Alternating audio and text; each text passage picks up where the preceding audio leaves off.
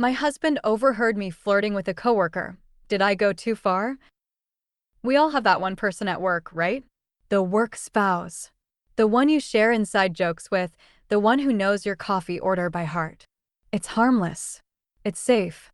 At least, that's what I told myself. But what happens when you get home and your actual husband quietly asks, "So, who's Dave?" because he overheard you on a Zoom call in the other room, laughing and calling this man your lifeline? That one simple question has plunged my house into a cold war. He thinks I crossed a line. I think he's overreacting. And I'm terrified that only one of us can be right. Hey, story lover. Welcome to the Narrative Hub, Reddit Stories. Believe me, this adventure gets wild, but it's only epic with you. Seriously, you make this possible. Want more stories? Greater adventure? Smash subscribe right now. Smash like. Comment below. Let's go. Let me back up 3 months. Dave Martinez joined our marketing team as the new creative director, and from day one, he was different. Not just talented, though he was brilliant, but he had this way of making everyone feel like they were the only person in the room when he talked to them, including me. It started innocently enough. Coffee runs. Brainstorming sessions that ran late. Inside jokes about our impossible boss, Sandra, who treated deadlines like suggestions and budgets like fairy tales. Dave and I just clicked. We finished each other's sentences during presentations. We could communicate entire strategies with a single look across the conference table. My husband Tom noticed the change in my energy immediately. I was coming home excited about work for the first time in years, actually looking forward to Monday mornings. When I told him about Dave, he seemed genuinely happy that I'd found someone who appreciated my ideas. "It's about time someone at that place recognized your talent," he said, squeezing my shoulder while I ranted about how Dave had backed me up in a meeting where Sandra tried to steal credit for my campaign concept. I should have paid attention to how his smile didn't quite reach his eyes. The point of no return. The Zoom call that changed everything happened on a Thursday afternoon. Tom was working from home that day, holed up in his office with quarterly reports. I was in our bedroom, door closed, having what I thought was a private strategy session with Dave about the Henderson Industries pitch, our biggest potential client of the year. But here's where it gets complicated. Dave and I weren't just discussing marketing strategies. We were in direct competition with the Portland office for this account. Winner takes all, a $2.3 million contract, potential for expansion, and, this was the kicker, the losing team would face restructuring. Corporate speak for layoffs. "Joy, you're literally my lifeline right now," Dave had said, his voice carrying that intensity that made my pulse quicken. "Without your insights on their consumer psychology profile, we'd be dead in the water. The Portland team doesn't have anyone like you." I laughed, that breathless kind of laugh that comes when someone sees exactly what you bring to the table. "Stop, you're making me blush. But seriously, we make an incredible team. I've never had a creative partner who gets my vision like this." "Partner," he repeated, and there was something in the way he said it that made the word hang in the air between us. I like that. We are partners, aren't we? In every sense that matters. That's when I said it. The line that would haunt me for weeks afterward. You know what? Sometimes I think we understand each other better than. I paused, glanced toward the door, then whispered conspiratorially, "Better than I understand my own husband lately." Dave was quiet for a moment. Then, "Joy, can I tell you something? This connection we have, it's rare. Don't let anyone make you feel guilty about recognizing something extraordinary when you find it." I felt a thrill run through me, dangerous and intoxicating. "Dave Martinez, you're going to get me in trouble." "Maybe we're already in trouble," he said softly. "Maybe that's exactly where we need to be." That's when I heard it. The creak of the floorboard outside our bedroom door. The same sound Tom's feet made every morning when he brought me coffee in bed. When I emerged from the bedroom 20 minutes later, Tom was in the kitchen, methodically chopping vegetables for dinner. Normal. Too normal. How was your day? He asked without looking up. Fine. Just work stuff. You know how it is. He nodded, kept chopping. Then, casual as discussing the weather, so, who's Dave? My blood turned to ice water. What? Dave.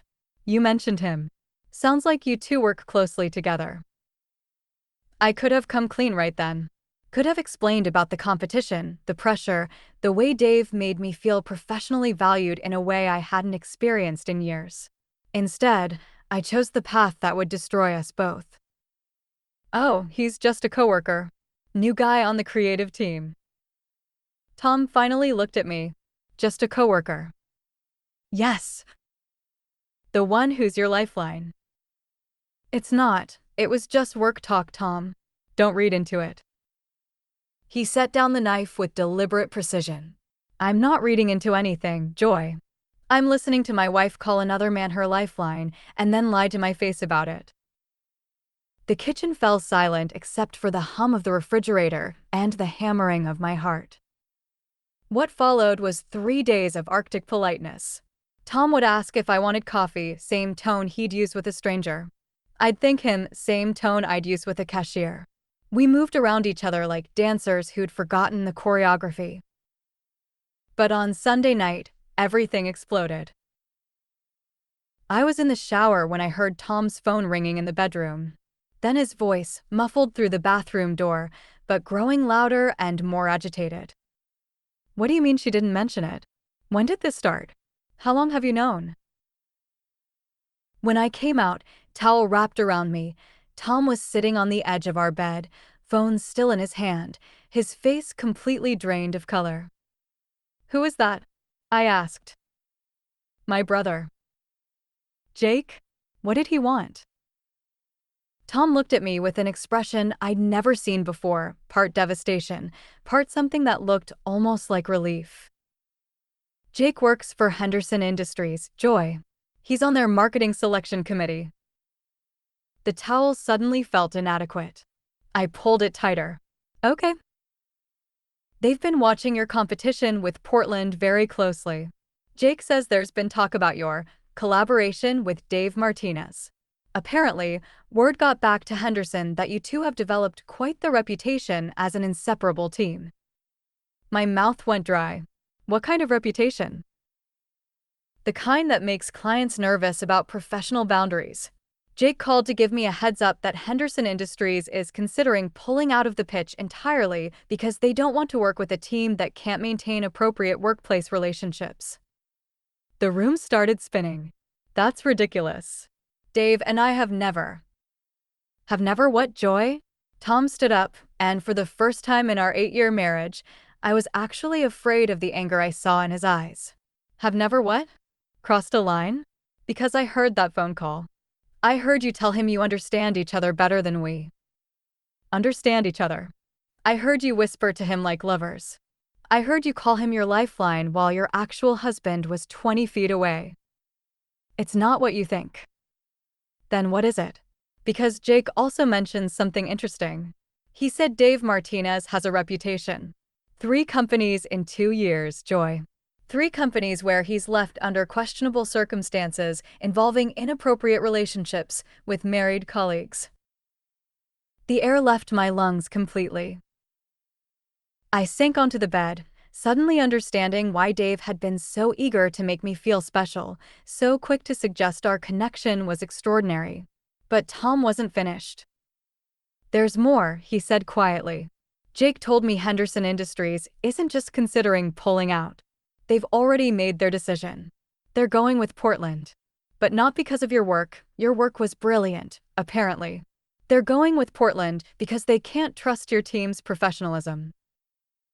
Tom, I never meant for. Wait. He held up his hand. I'm not done. Because Jake also told me something else. Something that changes everything. He walked to his dresser, pulled out an envelope I'd never seen before. Henderson Industries offered me a job, Joy, 3 months ago. Head of their financial planning division. 30% salary increase, better benefits, and it's based in Portland. I stared at him. You never told me. I turned it down because I thought we were happy here. I thought our marriage was solid. I thought the woman I loved would never keep secrets from me or develop inappropriate relationships with coworkers. His voice cracked slightly. I was wrong about all of it. Tom, please. Henderson Industries contacted me again on Friday. They're restructuring their Portland operation, and they need someone who can start immediately. He held up the envelope. This is their new offer. It's a promotion, relocation assistance, and a chance to start over somewhere that doesn't have memories of my wife whispering sweet nothings to another man. My world tilted on its axis. Are you saying you're leaving me? I'm saying I already accepted the job. I start in 2 weeks.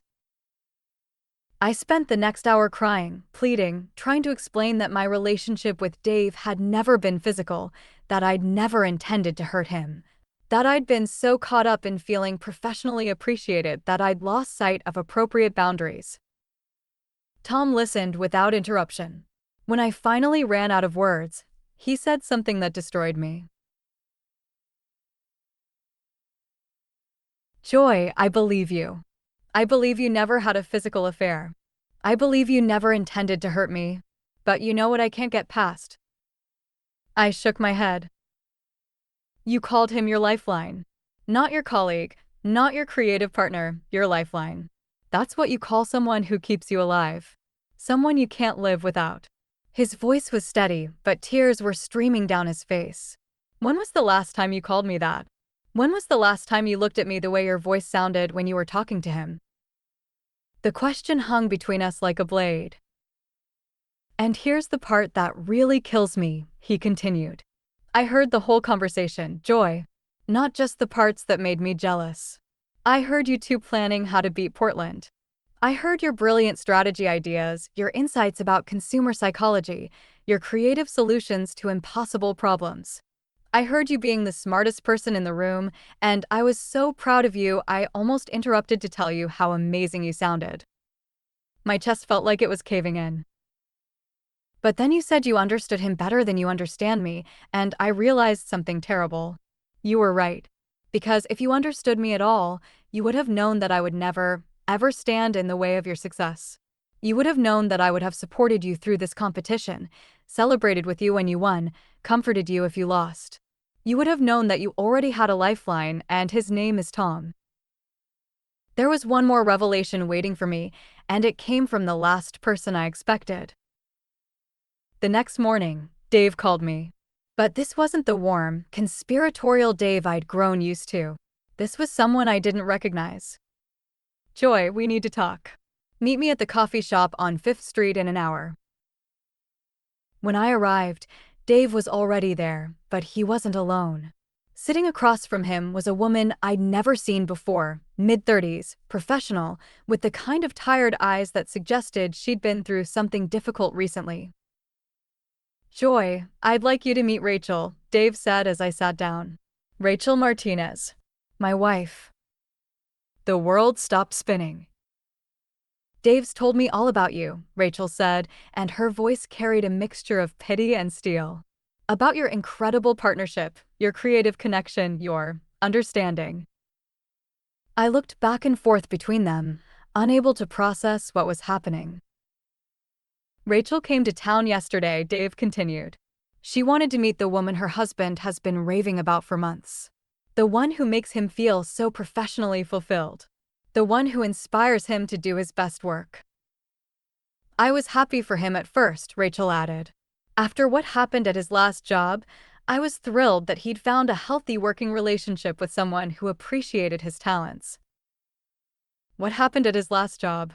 I whispered. Dave and Rachel exchanged a look. Dave had an affair, Rachel said simply, with a married colleague named Jennifer. It destroyed her marriage, nearly destroyed ours, and cost him his position at one of the best agencies in Denver. I felt sick. But this time was different, Dave continued. This time, I was being careful. Professional. I wasn't crossing physical lines or making inappropriate advances. I was just enjoying the connection we had. The creative chemistry. The way we understood each other. Until yesterday, Rachel said, when Dave came home and told me he thought he might be falling for you. The coffee shop suddenly felt like it was underwater. Everything was muffled, distant, unreal. He wanted to come clean before anything happened, Rachel continued. He wanted to end things professionally before they became personal. But when he tried to call you, he got your husband instead. I stared at Dave. You called Tom. I called your house to set up a meeting. To tell you that I thought we needed to step back, establish some boundaries, maybe request to work on separate projects for a while. Tom answered, and when I explained who I was and why I was calling, Dave shrugged helplessly. He told me about Henderson Industries, about the Portland offer, about what my reputation had cost you professionally, and about what your emotional connection was costing him personally, Rachel added softly. What happened next was the most difficult conversation of my life, but also the most honest. Tom, Dave, Rachel, and I spent 4 hours in that coffee shop, laying everything on the table. The attraction, the boundaries, the professional consequences, the personal damage. We talked about emotional affairs versus physical ones, about the difference between appreciation and affection, about the responsibility we all had to protect the marriages we'd committed to. Dave and Rachel decided to pursue counseling and a transfer for Dave to their Seattle branch, a fresh start away from the pattern he'd been repeating with married colleagues. Tom still took the Portland job, but he also did something I never expected. I want you to come with me, he said as we sat in our car after Dave and Rachel left. Not because I'm forcing you to choose between me and your career, but because I think we both need a fresh start. And because Henderson Industries' Portland division has an opening in their creative department that would be perfect for you, if you're interested in earning back their trust. They'd consider hiring me after everything that happened? Tom smiled sadly. Jake put in a good word. Apparently, your work on the Henderson pitch was so impressive that they're willing to overlook the professional boundary issues if you're willing to start over with a clean slate. And what about us? Are we starting over with a clean slate? Tom was quiet for a long moment. I don't know, Joy. I love you. I've loved you since the day we met. But I need to know that you're choosing me because I'm your lifeline, not because Dave Martinez was unavailable. I need to know that when we face professional challenges or personal struggles, you'll turn to me first, not because you have to, but because you want to. I'm writing this from our new apartment in Portland. Tom and I are in couples therapy, working through the trust issues and communication problems that existed long before Dave Martinez entered our lives. It's hard work, but we're both committed to rebuilding something stronger than what we had before. I took the job with Henderson Industries, and I love it.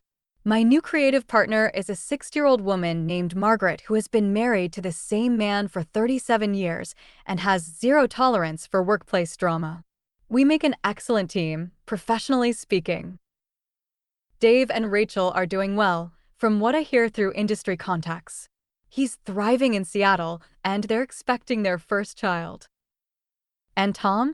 Tom surprises me every day with small gestures that remind me why I fell in love with him in the first place. Yesterday, he brought me coffee in bed and said, "Good morning, Lifeline." It made me cry, the good kind of crying. Did I go too far with Dave? Yes. I crossed emotional boundaries that I should have recognized and respected. I prioritized feeling appreciated over protecting my marriage.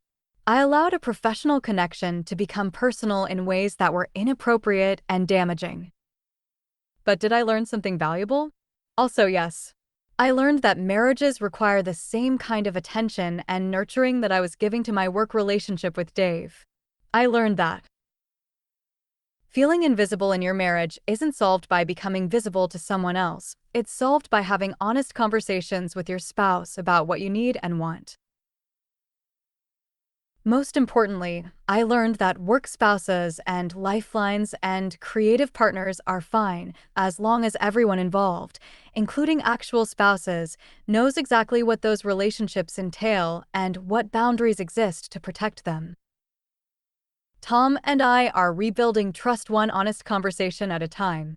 It's messier than the fantasy connection I had with Dave, but it's real. It's ours. And it's worth fighting for. Some lines, once crossed, change everything. The question isn't whether you can uncross them, you can't. The question is whether you can build something better on the other side. We're still figuring out the answer to that question. But for the first time in months, I'm hopeful that the answer might be yes.